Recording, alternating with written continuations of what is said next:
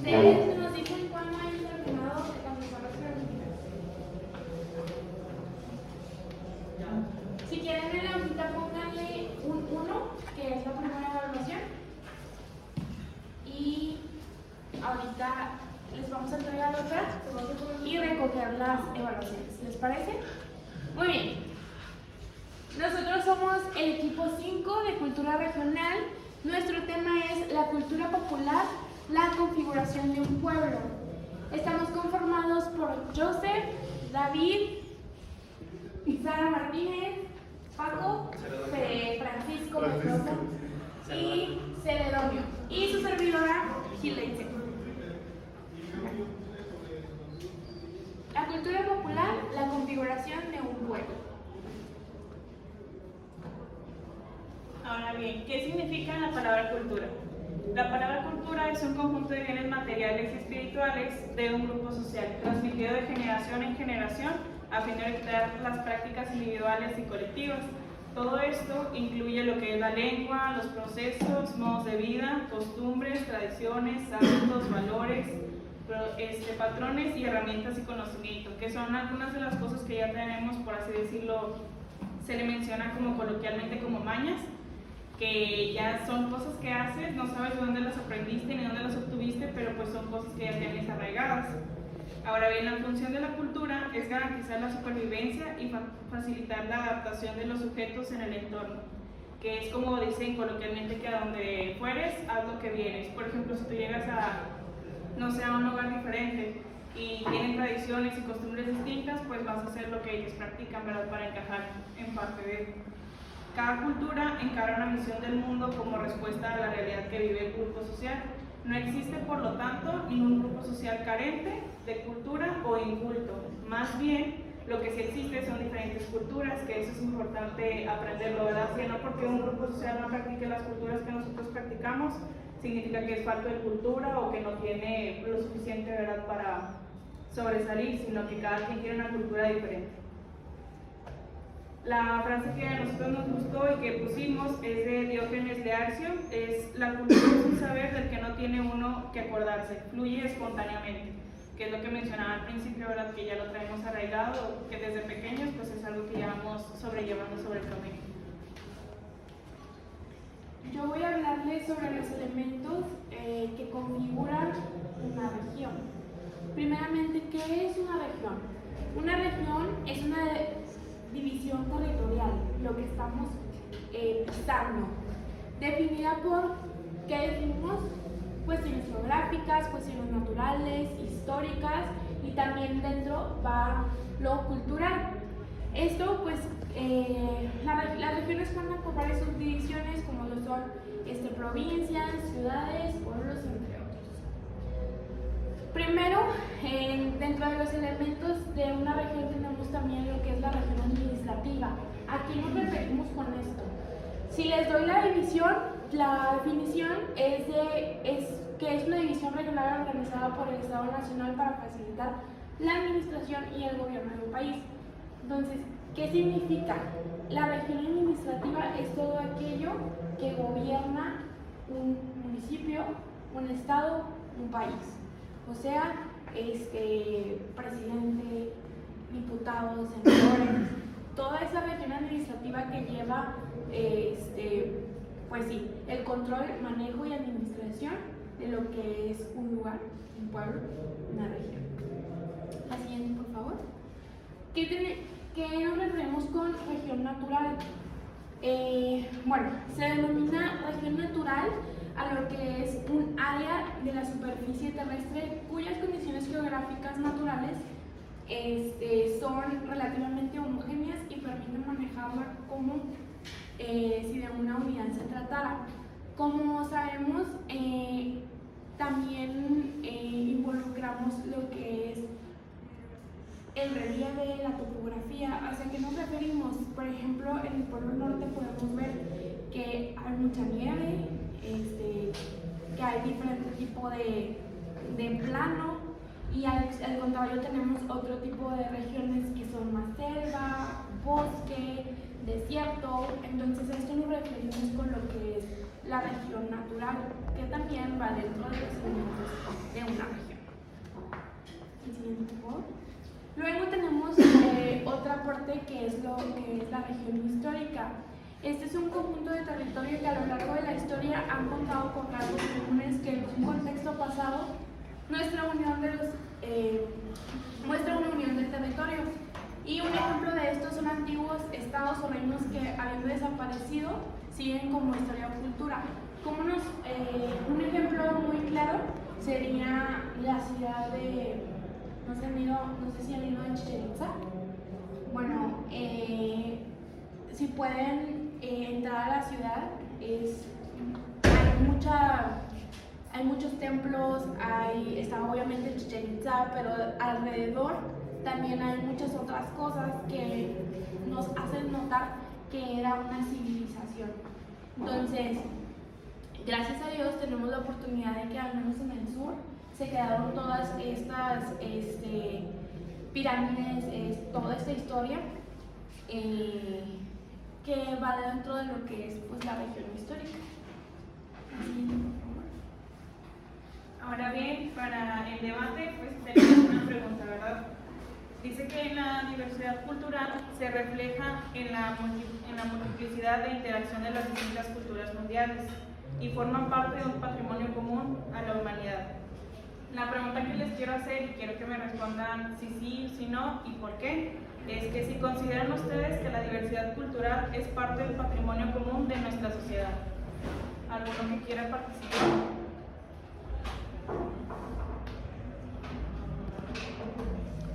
Sí. Pues yo creo que sí, digo, porque a fin de cuentas denota que todas las personas venimos de lugares diferentes, de núcleos diferentes. Creo que enriquece a pues, lo que viene siendo la población. Ok. ¿La compañera? Sí, porque en cuanto a lo que es el patrimonio cultural, como son parte de nuestras raíces y de nuestra cultura, de nuestras costumbres, o sea, es parte de la identidad que tenemos como pueblo y como personas, entonces sí es como propiedad de la gente y del pueblo. Okay. ¿Alguno difiere con los comentarios que hicieron? ¿Todos estamos de acuerdo? No, yo no. ¿No? ¿Por qué? ¿Eh? ¿Por qué? No, que yo no quería participar. Bueno, Y yo, ¿cómo que no? pues ya podemos continuar. Ahí está. Bueno, esa era tu. Bueno, chavos, ahora vamos a ver las diferentes culturas que hay. Vamos a comenzar con la cultura popular. Siguiente, por favor. Bueno, la cultura popular básicamente son todas estas tradiciones, danzas, expresiones artísticas o folclóricas que estamos acostumbrados a ver pues desde siempre, a lo largo de la historia, en el cine, no sé, el 2 de noviembre, todas esas expresiones son parte de la cultura popular.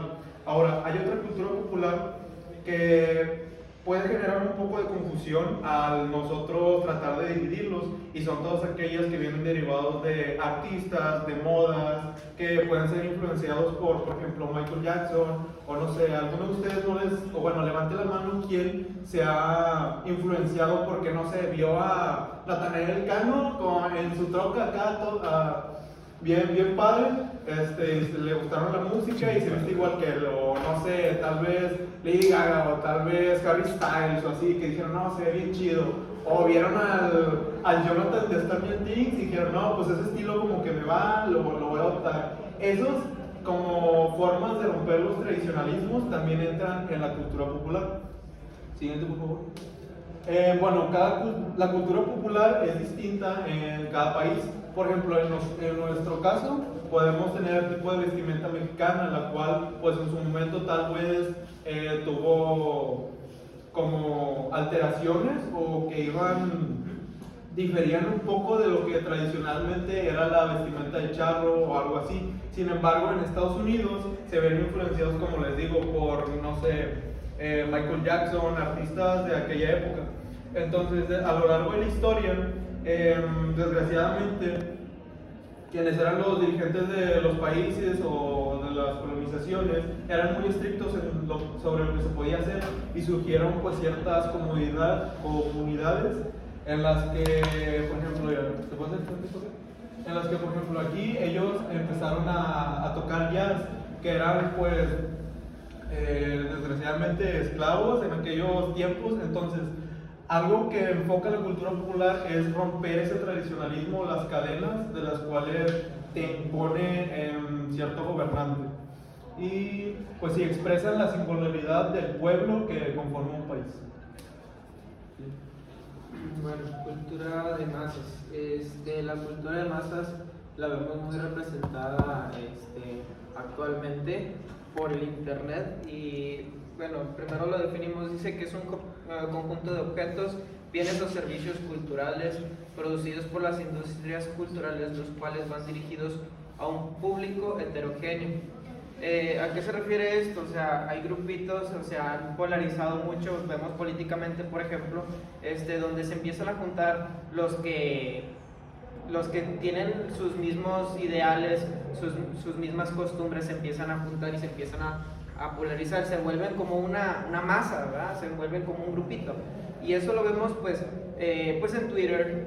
Todos han visto cómo los fans de tal persona van y atacan a tal otro famoso. Sería una cultura de masas. Dice, esa cultura se define a través de los medios masivos de comunicación, como lo mencionaba Twitter. Dice, son conformados por una sociedad de individuos alineados al capitalismo, donde la burguesía tiene el poder de introducir en la sociedad productos, ideologías, etc. Así cortar la libertad de expresión de una sociedad totalmente capitalizada. Generalmente la cultura de masas vemos que están dirigidas o son regidas su ideología por unos pocos que hablan mucho. Vaya, y la gente, que es la mayoría, se queda callada y nada más sigue y se conforma a las normas. ¿Sí? Ese es un fenómeno que vemos y no necesariamente tiene que ser malo.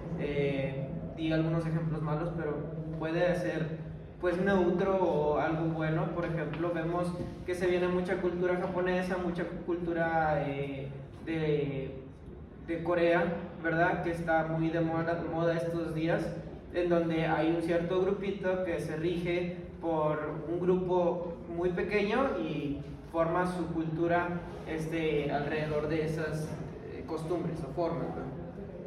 El concepto de masas nace a partir de la Revolución Francesa y de la exaltación de la burguesía. Haciendo esta definición, podríamos catalogar la masa como todas aquellas personas a las que en este momento no se había tenido en cuenta en órdenes socioeconómicas y políticos. Vemos que el 26 de agosto del 1789, en la Asamblea Nacional de Francia, se aprueba la Declaración de los Derechos del Hombre y del Ciudadano, lo cual consagra el derecho de la propiedad privada, que pasa de considerarse un don divino a un derecho de la burguesía. Y bueno, podemos ver ejemplos. Por ejemplo, es un ejemplo producto típico adscrito a la denominada sociedad de masa. Puede entenderse como subproducto de la industria organizada de consumo y como red ampliamente ramificada de los medios de comunicación social. La publicidad ocupa un lugar preponderadamente para asegurar por los miembros de la comunidad la demanda de los productos de tal cultura de masa. Es un ejemplo de anuncios, ¿verdad? Es tanto un instrumento de conservación y consolidación de las culturas nacionales dadas como un ente que aliente una cosmovisión, un sentido de la vida o un determinado estereotipo de educación. Muy bien, yo voy a explicar la cultura hegemónica, pero primero les voy a poner un video de introducción.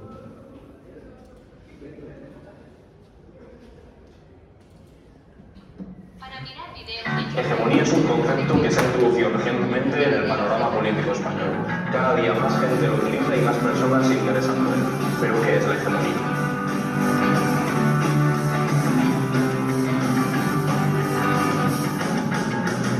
El término empieza a ser utilizado por el teórico marxista ruso Plejánov para referirse a la necesidad de una lucha política contra el zar, más allá de una lucha económica contra los patrones. Posteriormente, Lenin lo utilizó en sus teorías y se siguió utilizando en los primeros congresos de la Internacional Comunista. pero a pesar de haber sido utilizado anteriormente, el concepto de hegemonía no desarrolló su densidad teórica hasta las aportaciones del teórico italiano Antonio Gramsci. Gramsci nació en 1891 en Cerdeña, Italia. Durante años desarrolló su labor como periodista y en 1921 fue uno de los fundadores del Partido Comunista Italiano. El régimen fascista de Mussolini lo condenó a prisión y allí escribió sus famosos cuadernos de la cárcel. La producción teórica de Gramsci destacó por su lucha contra el dogmatismo mecanicista del marxismo ortodoxo y supuso un soplo de aire fresco para el marxismo occidental. Uno de sus conceptos más interesantes fue el de hegemonía. ¿Pero qué es hegemonía? La hegemonía se da en el momento en el que los intereses de un grupo particular se convierten también en los intereses de otros grupos subordinados. Supone el liderazgo intelectual y moral de un grupo cuyas ideas dejan de ser solamente de ese grupo para pasar a ser ideas de la sociedad en su totalidad. Entonces este proceso es lo que llamamos construcción de sentido común. Y realmente conseguir que tus ideas se construyan como sentido común y que por lo tanto sean aceptadas por el resto del mundo como propias es la hegemonía. La hegemonía entonces funciona como un elemento legitimador que permite crear consensos y acuerdos universales en torno a ideas particulares. ¡Anda, mi madre! Pues yo no sabía eso. Gramsci nos dice que el Estado no se mantiene solamente por su capacidad de imponerse como sino a través de un proceso hegemónico que permite generar un consenso entre los gobernados y aceptasen las ideas dominantes y estuviesen de acuerdo con su dominación. Para bajar un poco la tierra, usemos algún ejemplo. Gramsci se preguntaba por qué la revolución había sido posible en Rusia y no en Italia.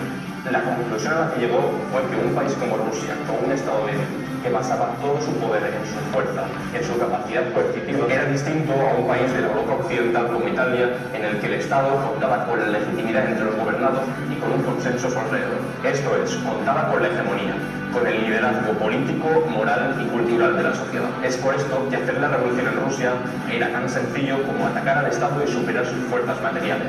Esto se ve ilustrado muy bien en la toma del Palacio de Invierno. En cambio, en un país como Italia, en el que el Estado ha logrado una construcción hegemónica a su alrededor, esta lucha había de ser mucho más política y cultural. Aquello que Gramsci llamó guerra de posiciones, que lograse desactivar todo el entramado político y cultural que sustentaba al régimen por debajo. Evidentemente, el concepto de hegemonía tiene mucha más profundidad teórica. Con este vídeo solamente pretendemos hacer una pequeña introducción, pero si os interesa, os dejamos algo de bibliografía y algunos textos que os pueden servir de ayuda y que os pueden ayudar a complementar y a conocer más sobre el pensamiento de Antonio Gramsci. Muchas gracias y hasta la próxima.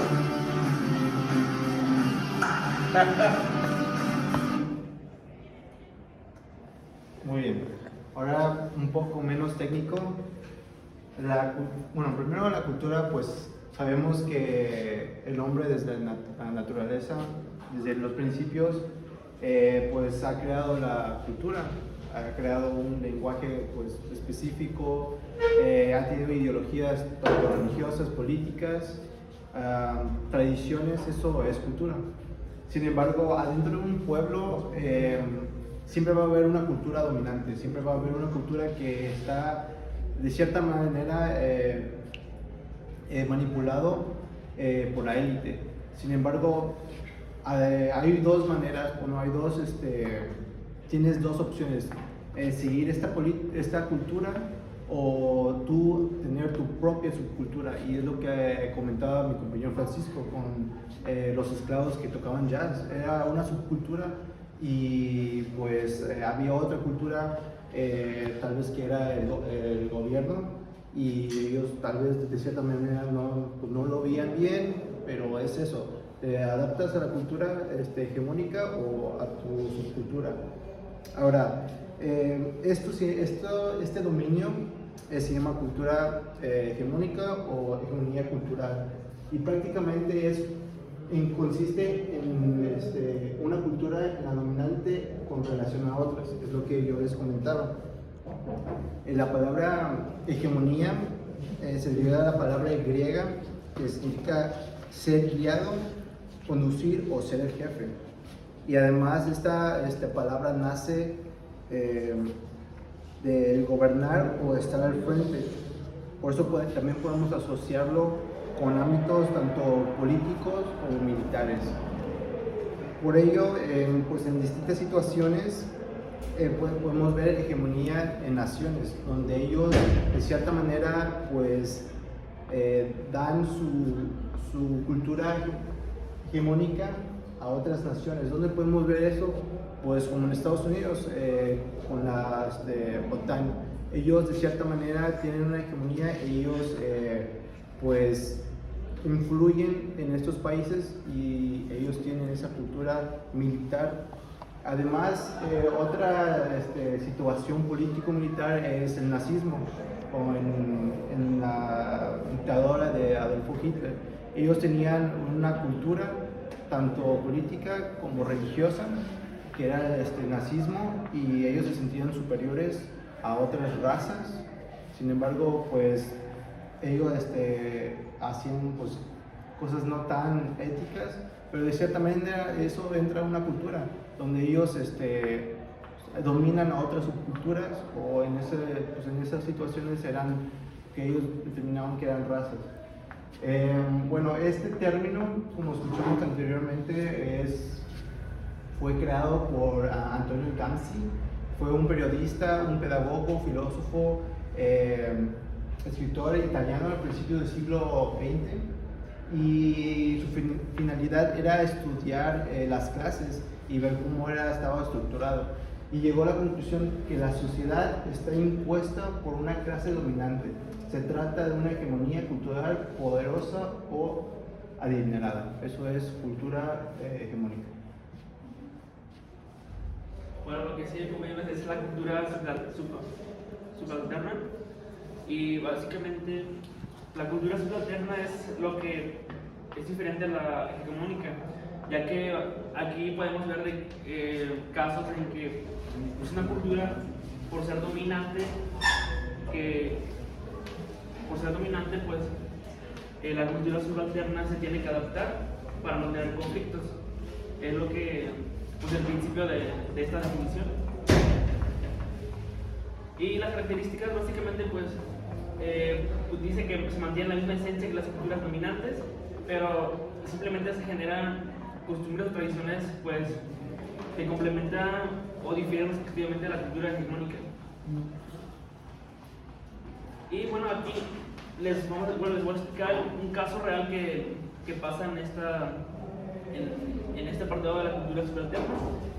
Un caso real sería en el cristianismo, ya que como sabemos pues la conquista de América o todo México pues viene de España. Entonces ellos traían otras creencias o cultura, como en este caso el cristianismo, y por ser nosotros una cultura pues muy pequeña, y pues ellos llegaron pues dominando a nuestra cultura, entonces tuvimos que adaptarnos básicamente para no tener conflictos, y hasta hoy en día seguimos con lo mismo, nos quedamos con esta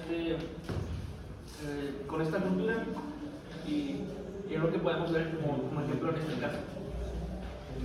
Y por último, pues les vamos a proyectar un video de apoyo para completar la información.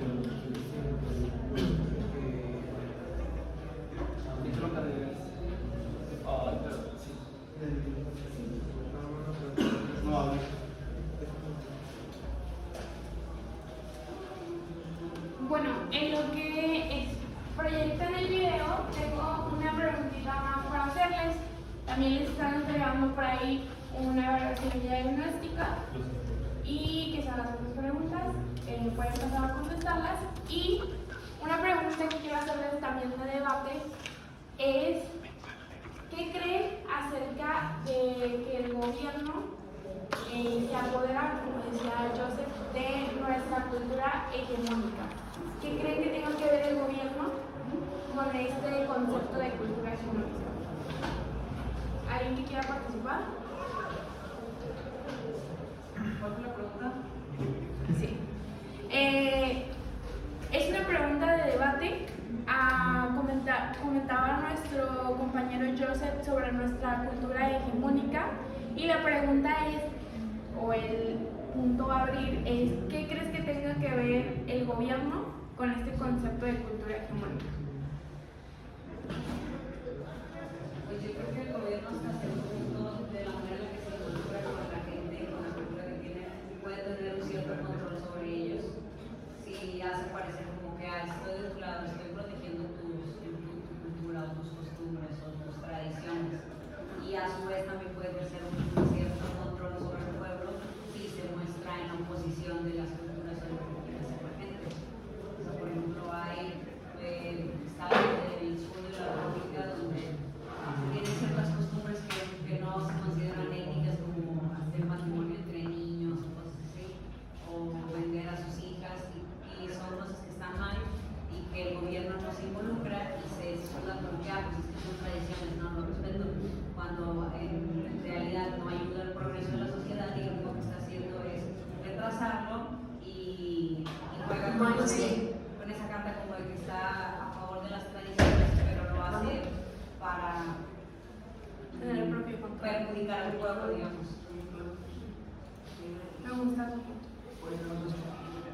¿Alguien más? Yo creo que ya tenemos el video. Ya tenemos el video. Vamos a hacer una breve descripción sobre cultura hegemónica, cultura subalterna y algunos. Buenos días. Vamos a hacer una breve descripción sobre cultura hegemónica y cultura subalterna y algunos ejemplos que ayudarán a darle una mejor definición. El término hegemonia deriva del griego egestein, que significa conducir, ser guía, ser jefe. No obstante, se contempla que provenga de la acepción del verbo hegemonen, que significa guiar, proceder, y del cual deriva estar al frente, comandar, gobernar. Como el conjunto de factores y reglas sociales que influyen natural o de manera obligatoria y tienen un impacto en todas las clases sociales o culturas. En el pasado, la historia relata que las clases sociales altas, como la burguesía, imponían su estilo de vida a las clases sociales bajas, empezando por el código de vestir, la manera de hablar, los modales en casa y fuera de ella, ahora llamado sentido común. Como ejemplo ponemos a una mujer que antes era forzoso que tuviera que casarse a una cierta edad para poder ser reconocida ante la sociedad. De lo contrario, terminaría siendo considerada una solterona, haciendo imposible que ella encontrase una pareja después. Y en la actualidad es más complejo, ya que la evolución de la humanidad da pie a un sinfín de culturas. ¿Cuál es la cultura dominante? Bueno, en realidad no se le puede poner o dar un nombre, pero sí contestar alguna de estas preguntas. Por ejemplo, ¿quién es más probable que tenga trabajo en un programa de televisión? ¿Una chica con sobrepeso o una chica esbelta? Siempre es preferible una persona que no tenga ningún tipo de discapacidad, mucho menos sobrepeso. Así como el director y el auditorio preferirían la joven esbelta, ya que atrae más al público, y la joven con sobrepeso no, aunque en algunos casos se ha dado que tienen oportunidad las chicas con sobrepeso, por el hecho de ser simpáticas o que hagan casi todo para hacer reír al público, y sin embargo sigue dando el mensaje de que tener sobrepeso no es lo que se busca en caso de la televisión. Otro ejemplo sería que las niñas juegan con muñecas y los niños con carritos. Eso es verdad, podría ser para diferenciar el sexo, o también deja ese ejemplo que las muñecas son las que están en casa, o mejor dicho, amas de casa. Sin embargo, los carritos, en el caso de los niños, podría ser para definir que es por parte del trabajo, que son los que salen de casa. Otro sería de que debes de comer con cubiertos, de otra manera no tienes modales. ¿Quién impuso estas reglas? Bueno, estos son modales de casa, por ponerlo así.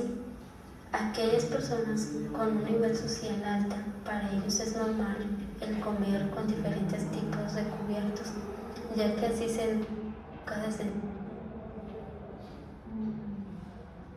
niños. Y a un nivel social más bajo, da igual el cubierto que uses, porque no hay que. Bueno, en este video podemos ver unos ejemplos claros sobre la cultura subalterna y hegemónica, como lo decía en el video. Y bueno, esta fue nuestra presentación.